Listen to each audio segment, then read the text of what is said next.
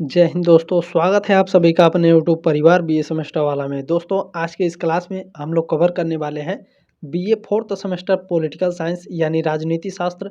आपके पेपर का नाम है वेस्टर्न पॉलिटिकल थॉट। ये आपको पढ़ना है फोर्थ सेमेस्टर में, ठीक है। आज के इस क्लास में महत्वपूर्ण अति लघु उत्तरीय प्रश्न देखेंगे जो आपके प्रीवियस ईयर में क्वेश्चन पेपर में पूछा जा चुका है, ठीक है।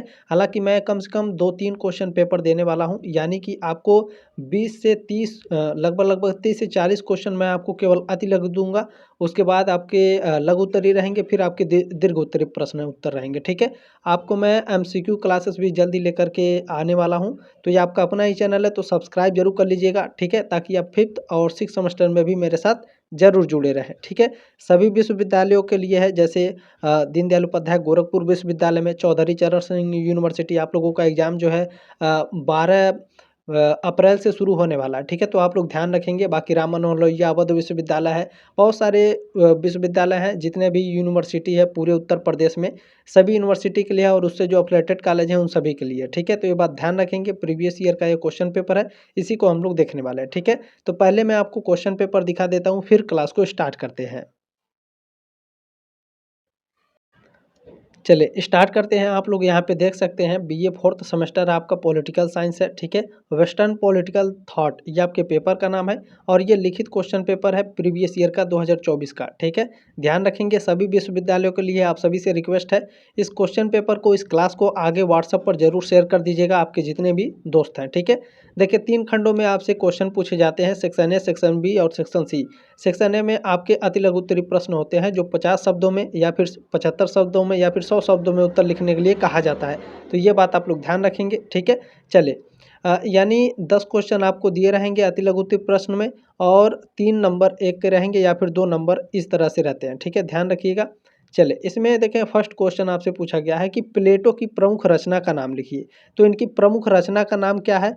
देखिए 50 शब्दों में उत्तर कैसे लिखना है, ये सबसे महत्वपूर्ण चीज़ होती है। और सबसे बड़ी बात ये होती है कि जो आपके एग्जामिनर होते हैं वो आपकी कॉपी जो चेक करते हैं वो अति लघु उत्तरीय प्रश्न को ही अच्छे से चेक करते हैं। इसी अति लघु उत्तरीय प्रश्न को चेक करके ही वो आइडिया लगा लेते हैं कि आप कितने पानी में हैं, कितने ब्रिलियंट आप हैं। आप जो है लघु उत्तरीय प्रश्न और दीर्घ उत्तरीय प्रश्न कैसे लिखे होंगे, ठीक है। तो सबसे महत्वपूर्ण चीज़ ये होती है कि आपको ये सबसे बेस्ट तरीका से लिखना है, ठीक है। अति लघु उत्तरीय प्रश्न को जितना अच्छे तरीके से लिखेंगे उतना ज़्यादा नंबर आपको मिलेगा, ठीक है। तो ये बात आप लोग ध्यान रखिएगा। अब 50 शब्दों में प्लेटो की प्रमुख रचना का नाम आप तुरंत लिख देंगे, बस 2 ही 3 शब्दों में। लेकिन 50 शब्दों में कैसे लिखना है, 75 शब्दों में या फिर 100 शब्दों में कैसे लिखना है, तो वो बीए सेमेस्टर वाला आपको बताएगा, चिंता करने की कोई आवश्यकता नहीं है। क्वेश्चन पेपर के साथ साथ मैं आपको उत्तर भी बताते चलूँगा, ठीक है। चले इसमें ये फर्स्ट क्वेश्चन है, ये आपकी हालांकि हमेशा नहीं पूछा जाता है, इसे आप स्किप कर सकते हैं, लेकिन कोई भी क्वेश्चन स्किप नहीं करना है। प्रीवियस ईयर से देखिएगा, इस क्वेश्चन पेपर से कम आपको बहुत सारे क्वेश्चन मिलेंगे। जब आप लोग एग्जाम दे करके आएंगे ना तो आप लोग बहुत खुश हो जाएंगे, ठीक है। कम से कम 2-3 क्वेश्चन पेपर मैं दे दूंगा, आपको चिंता करने की कोई आवश्यकता नहीं है, ठीक है। देखिए सेकंड क्वेश्चन आपसे पूछा है कि अरस्तु के संविधान का वर्गीकरण। तो ये मोस्ट इंपॉर्टेंट क्वेश्चन है, ठीक है, ध्यान में रखेंगे। एरिस्टोटल क्लासिफिकेशन ऑफ कॉन्स्टिट्यूशन, ठीक है। इन सभी का उत्तर भी मैं बताऊंगा। पहले मैं क्वेश्चन बता देता हूं कि कौन कौन से इंपॉर्टेंट है, ठीक है। देखिए थर्ड क्वेश्चन है, प्लेटो के शिक्षा सिद्धांत का वर्णन करें, ठीक है। Describe plateaus education theory, most important ये भी क्वेश्चन है। देखिए बोंदा की संप्रभुता क्या है, ठीक है। जो जीन बोंदा है इनकी संप्रभुता क्या है, इसके बारे में आपको लिखना है 50 शब्दों में, ठीक है। देखिए नेक्स्ट क्वेश्चन है पांचवा की एक्विनास के राज्य संबंधी विचार क्या है, इसके बारे में आपको लिखना है, ठीक है। देखिए छठा क्वेश्चन है आपके, मॉन्टेस्क्यू का शक्ति विभाजन क्या है। मोस्ट इंपॉर्टेंट ये क्वेश्चन है, ठीक है, लगातार कई बार आपके एग्जाम में पूछ चुका है। What is the separation of power of Montesquieu, ठीक है। चले सातवां क्वेश्चन है कि state is previous of people, Aristotle. राज्य व्यक्ति का पूर्ववर्ती है या फिर पूर्वगामी है, अरस्तु के द्वारा ये कहा गया है। इसको 50 शब्दों में या फिर 100 शब्दों में इसका उत्तर कैसे लिखना है अभी मैं आपको बता दूंगा, ठीक है। चलिए नेक्स्ट क्वेश्चन है, देखिए marks theory of state. Marks यानी जो कार्ल मार्क्स है, राज्य संबंधी इनके विचार बताने हैं। वेरी वेरी मोस्ट इंपॉर्टेंट है, लगातार ये आपके एग्जाम में पूछा जा रहा है कई वर्षों से, ठीक है। चले इसमें नवा क्वेश्चन देखें आपसे पूछा गया है, हॉब्स की प्राकृतिक अवस्था का वर्णन कीजिए। Describe the age of nature of Hobbes. Most important ये क्वेश्चन है, ठीक है। हालांकि ये हमेशा नहीं पूछा जाता है, सबसे मोस्ट इंपॉर्टेंट ये है बेंथम का उपयोगितावाद। ये कई वर्षों से लगातार आपके एग्जाम में कई बार पूछ चुका है, तो इसे ध्यान में रखिएगा, ठीक है। तो ये 10 क्वेश्चन है, 10 क्वेश्चन के उत्तर मैं अभी आपको बता दूंगा, अति लघु उत्तरीय प्रश्न जितने भी हैं। उसके बाद मैं आपको सेक्शन बी खंड ब में जितने महत्वपूर्ण क्वेश्चन रहेंगे और सेक्शन सी, ठीक है, दीर्घ उत्तरीय प्रश्न में जो महत्वपूर्ण क्वेश्चन रहेंगे उसको भी मैं बता दूंगा। आप लोग तैयार करते रहिएगा, बाकी सारे उत्तर आपको दिए जाएंगे, चिंता करने की कोई आवश्यकता नहीं है, ठीक है ना। चले, अब मैं जितने भी क्वेश्चन आपको बताया हूँ, ठीक है, अति लघु उत्तरीय के सभी, चलिए मैं आपको एक एक करके अच्छे से डिस्क्राइब करके बता देता हूँ। चलिए स्टार्ट करते हैं, ठीक है। अति लघु उत्तरीय प्रश्न 50 शब्दों में कैसे उत्तर लिखना है। पहला क्वेश्चन आपसे पूछा गया था कि प्लेटो की प्रमुख रचना का नाम। तो इनकी प्रमुख रचना है द रिपब्लिक। आप सभी लोग जानते हैं इनकी द रिपब्लिक सबसे फेमस रचना है। एमसीक्यूएस में भी आपसे पूछा जाता है, मोस्ट इंपॉर्टेंट है, ठीक है। तो बस इतना ही लिख देंगे तो क्या हमको नंबर मिल जाएगा? नहीं, कम से कम आपको 50 शब्दों में लिखना है, ये बात आप लोग ध्यान रखेंगे, ठीक है। तो द रिपब्लिक प्लेटो की सबसे प्रसिद्ध रचना है, जिसमें सुकरात विभिन्न लोगों के साथ न्याय के अर्थ पर चर्चा करते हैं और क्या न्यायपूर्ण व्यक्ति अन्यायी व्यक्ति से अधिक खुश होता है, ठीक है। ये प्लेटो की रचना है। और ध्यान रखेंगे इनकी अन्य रचनाएं कौन कौन सी हैं, इसके बारे में भी आपको लिख देना है, ठीक है।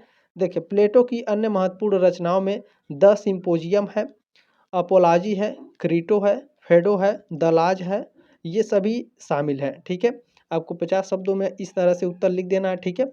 और इन सभी का जो पीडीएफ नोट्स है ये भी आपको बिल्कुल फ्री में दिया जाता है, आपसे एक भी चार्ज नहीं लिया जाता है। टेलीग्राम ग्रुप ज्वाइन कर लीजिएगा, डिस्क्रिप्शन बॉक्स में है, ठीक है।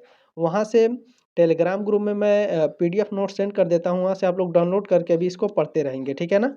चले, देखिए नेक्स्ट क्वेश्चन क्या है। Aristotle classification of constitution. देखिए, अरस्तु के संविधानों का वर्गीकरण। तो 50 शब्दों में या फिर 100 शब्दों में उत्तर कैसे लिखना है, ध्यान रखिएगा। जो एग्जामिनर होगा वो आपका अति लघु उत्तरीय प्रश्न ही अच्छे से चेक करता है, ध्यान से, इसी से आइडिया लग जाता है कि आप किस तरह से लिखे होंगे, ठीक है ना। चले, अरस्तु के संविधानों का वर्गीकरण। देखिए, अरस्तु ने संविधानों को शासक वर्ग की संख्या और शासन के उद्देश्य के आधार पर 6 प्रकारों में वर्गीकृत किया। 3 अच्छे और 3 बुरे। तो 3 अच्छे थे, राजतंत्र, अभिजात तंत्र और राजनीति, और जो 3 बुरे थे वो अत्याचार है, कुलीन तंत्र है और लोकतंत्र है, ठीक है। चले, अब इसमें आगे आपको लिखना है। देखें, अरस्तु के संविधानों का वर्गीकरण। पहले है अच्छे संविधान यानी उत्कृष्ट संविधान। उत्कृष्ट संविधान में पहले है राजतंत्र यानी मोनेक्री। मोनेक्री क्या है, राजतंत्र क्या है, तो एक व्यक्ति द्वारा पूरे शहर या फिर राज्य के हित में शासन जो होता है वो राजतंत्र होता है। अभिजात तंत्र क्या है, तो कुछ योग्य लोगों द्वारा पूरे शहर राज्य के हित में शासन, ठीक है।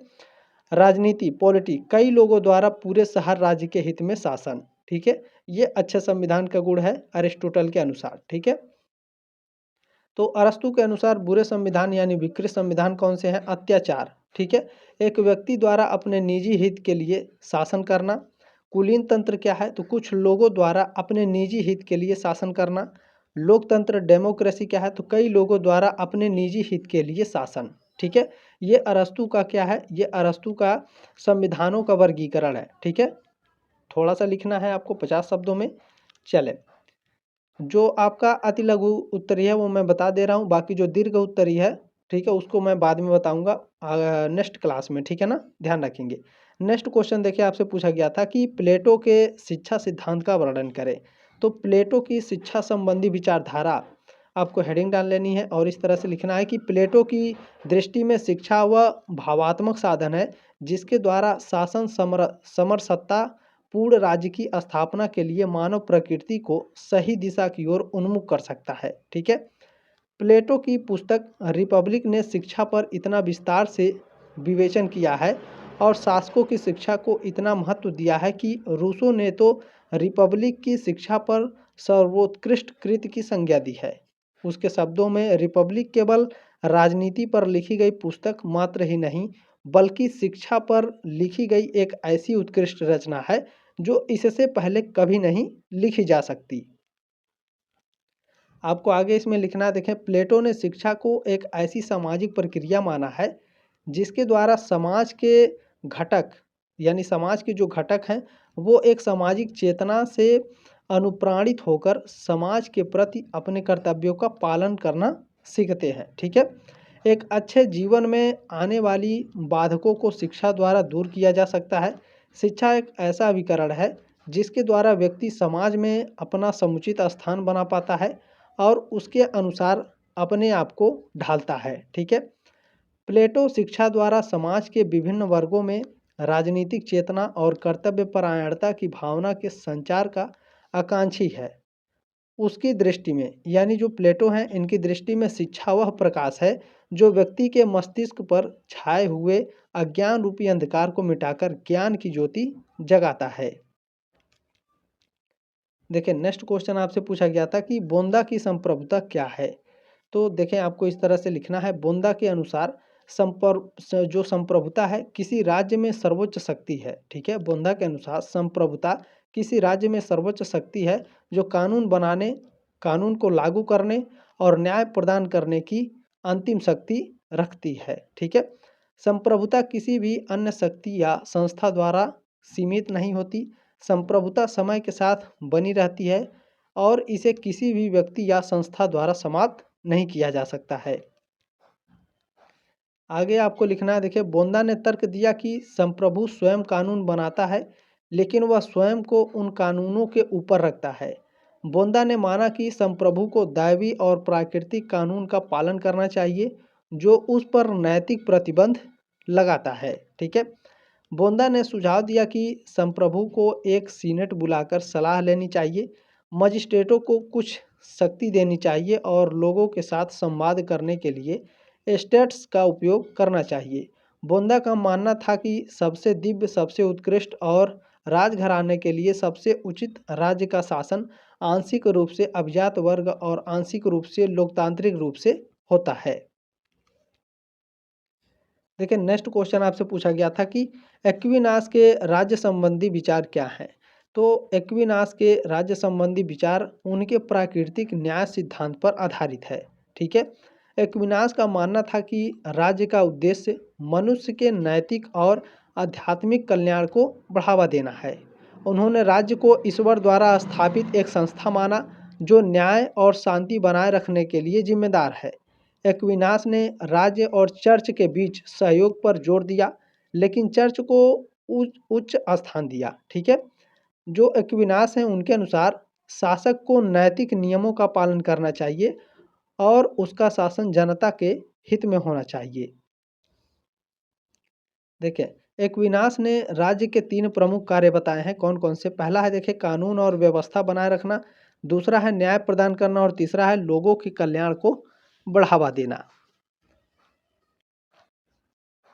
चले नेक्स्ट क्वेश्चन है, देखिए मॉन्टेस्क्यू की शक्ति विभाजन क्या है। 50 शब्दों में या फिर 100 शब्दों में उत्तर लिखना है आपको, ध्यान रखेंगे। देखिए मॉन्टेस्क्यू का शक्ति विभाजन सिद्धांत सेपरेशन ऑफ पावर्स लोकतंत्र की एक मूलभूत अवधारणा है।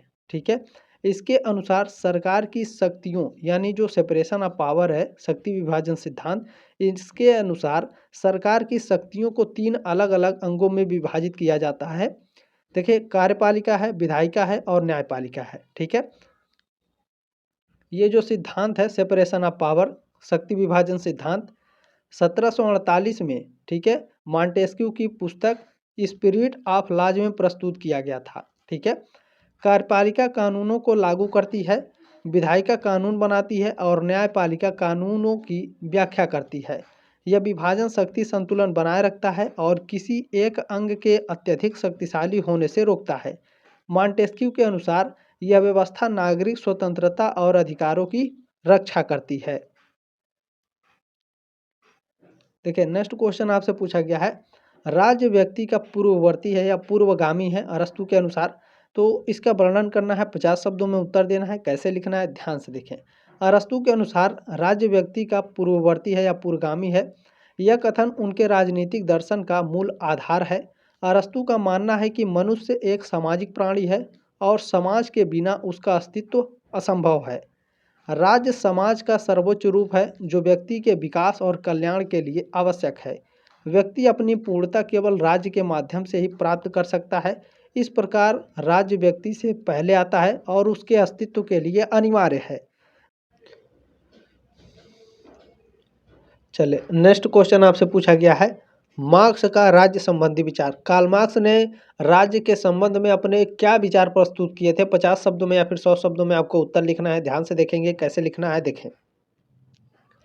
कार्ल मार्क्स के अनुसार राज्य एक वर्गीय संस्था है जो समाज में शासक वर्ग के हितों की रक्षा करता है, यानी जो शासन कर रहा है उसके हितों की रक्षा करता है। ठीक है, उनका मानना है कि, यानी जो कार्ल मार्क्स है उनका मानना है कि राज्य का उदय वर्ग संघर्ष के परिणाम स्वरूप हुआ है। ठीक है, और यह पूंजीपति वर्ग यानी जो बुर्जुआ वर्ग है उनके द्वारा शोषित वर्ग यानी सर्वहारा वर्ग पर नियंत्रण बनाए रखने का साधन है। कार्ल मार्क्स के अनुसार समाजवादी क्रांति के माध्यम से सर्वहारा वर्ग राज्य सत्ता पर कब्जा करेगा और वर्ग विहीन राज्य विहीन समाज की स्थापना करेगा। अंततः राज्य का अस्तित्व समाप्त हो जाएगा। जैसे डिक्टेटरशिप चाइना में है ना, ठीक उसी तरह। ठीक है, देखिए हाब्स यानी थॉमस हाब्स की प्राकृतिक अवस्था का वर्णन कीजिए। तो हाब्स की प्राकृतिक अवस्था मनुष्य की वह स्थिति है जहाँ कोई सरकार, कानून या सामाजिक संरचना नहीं होती है। इस अवस्था में मनुष्य पूरी तरह स्वतंत्र होता है, लेकिन यह स्वतंत्रता अराजकता और अव्यवस्था की ओर ले जाती है। हाब्स के अनुसार प्राकृतिक अवस्था में मनुष्य स्वार्थी और संघर्षशील होता है, जिससे सबके विरुद्ध युद्ध, war of all against all की स्थिति उत्पन्न होती है।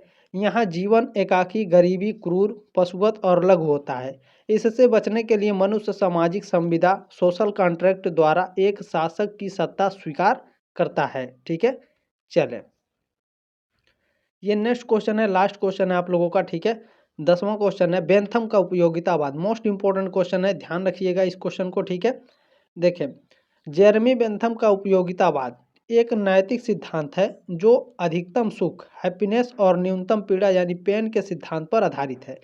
अच्छा ध्यान रखिएगा, जेरेमी बेंथम का जो उपयोगितावाद है वो क्या है? नैतिक सिद्धांत है जो अधिकतम सुख, ठीक है, और न्यूनतम पीड़ा सिद्धांत पर आधारित है।